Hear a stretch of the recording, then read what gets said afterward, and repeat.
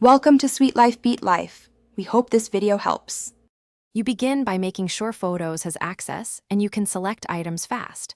Open Photos, tap into the album with the images you want, then tap Select and pick each photo or video. Once done, tap the share icon and choose Hide.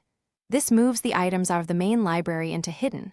You're doing this now to reduce clutter and protect privacy. The app moves originals, not copies, so make sure you truly want them hidden before proceeding. Once items are hidden, go to Albums, scroll to Utilities, and open Hidden to confirm those files are there.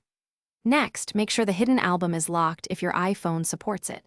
Open Settings, Photos, and enable Use Face ID or use Touch ID. This prevents casual access.